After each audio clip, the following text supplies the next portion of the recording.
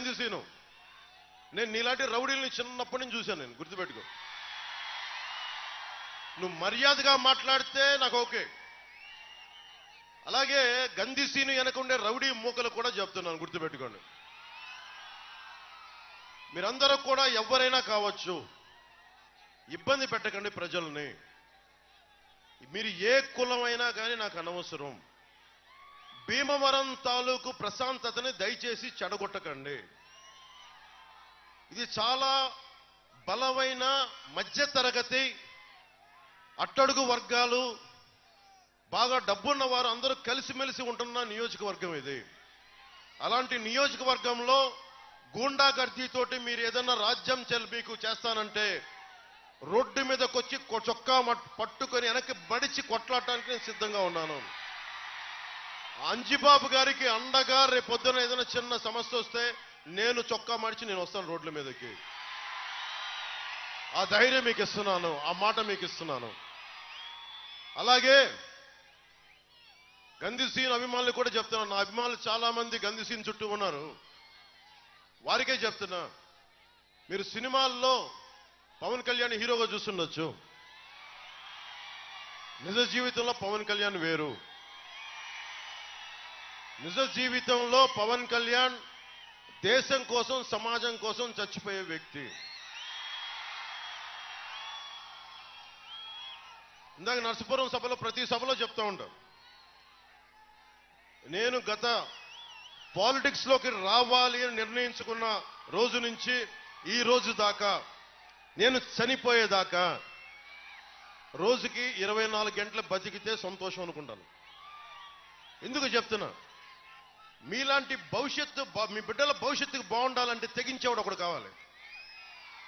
గంధిసీను ఒకటే చెప్తున్నా, మీరెవరన్నా సరే మీ నాయకుడు జగన్ కూడా చెప్పు, మీ దగ్గర బ్లేడు బ్యాచ్లు ఉన్నాయో, గంజా బ్యాచ్లు ఉన్నాయో, అందరినీ తీసుకొని భీమవరంలో నువ్వు కోరుకున్న సెంటర్కి రా, నేను ఒక్కనే వస్తాను చెప్తాను.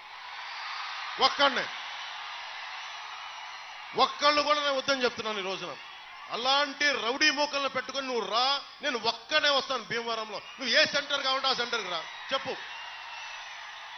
పులివెందల నుంచి ఆ బాంబులు వేసే బ్యాచ్లను కూడా తెచ్చుకొని నీకు ఒక్కనే వస్తాను. నా పిచ్చ, నా తెగింపు మీకు తెలియదు. ప్రజాస్వామ్యాన్ని విఘాతం కలిగించే ఎవడైనా సరే కాళ్ళు కీళ్ళిర కూడా కింద కూర్చోబెడతాను, గుర్తుపెట్టుకోండి. మీరేం దిగొచ్చారా? మీరు ప్రత్యేకంగా పుట్టారా? మీరు మిమ్మల్ని కొడితే ఒంట్లో నుంచి బ్లూ కలర్ బ్లడ్ వస్తా మీకు? ఒళ్ళు దగ్గర పెట్టుకొని మాట్లాడండి. జగన్ కూడా చెప్తున్నా, అమ్మా ఇంతమంది ఆడపిల్లలు ఉన్నారు ఇక్కడ, ఇంతమంది ఆడపిల్లలు ఉన్నారు కింద, టీవీలో వీక్షిస్తున్న మహిళలు ఉన్నారు. ఒక రాష్ట్ర ముఖ్యమంత్రి, 151 మంది ఎమ్మెల్యేలు ఉన్నారు, 30 మంది పార్లమెంట్ సభ్యులు ఉన్న వ్యక్తి మాట్లాడితే వ్యక్తిగత జీవితం గురించి మాట్లాడతాడు. ఏం జగన్, నోరు ఎలా ఉందే నీకు? మీ సతీమణి భారతి గారిని పెళ్ళాం అంటే నీకు నచ్చుద్దా? జగన్ పెళ్ళాం భారతి గారు అంటే నీకు కోపం రాదా? అంటే మా జీవితాలు, మా వ్యక్తిగత జీవితాలు నీ నోటికి ఏదొస్తుంది మాట్లాడతావా? నీకు బుద్ధి ఉందా? నీకు ఏమాత్రం ఇంగిత జ్ఞానం ఉందా? నువ్వు ఒక ముఖ్యమంత్రివేనా? అరే, ఎవరి జీవితాల్లో, వ్యక్తిగత జీవితాల్లో ఒడిదుడుకులు ఉండవు. అందరి సంసారాలు సవ్యంగా సాగుతున్నాయా? ప్రతి కుటుంబంలో విభేదాలు లేవా? భార్యాభర్తల మధ్య అందరూ సమగ్రంగా సాన్నిహిత్యంగా ఉండలేని పరిస్థితుల్లో విడిపోతారు. అరే, నా జీవితంలోంచి వెళ్ళిపోయిన ఆడబిడ్డలను కూర్చోబెట్టి నువ్వు మాట్లాడితే ముగ్గురు పెళ్ళాలంటే మూర్ఖుడా, మూర్ఖుడా, నీ మూర్ఖుడా, దిగజారిపోయిన మూర్ఖుడా. ఏం ఒళ్ళు ఎలా ఉంది నీకు?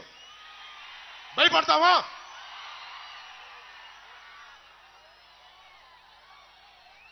జాగ్రత్తగా మాట్లాడు.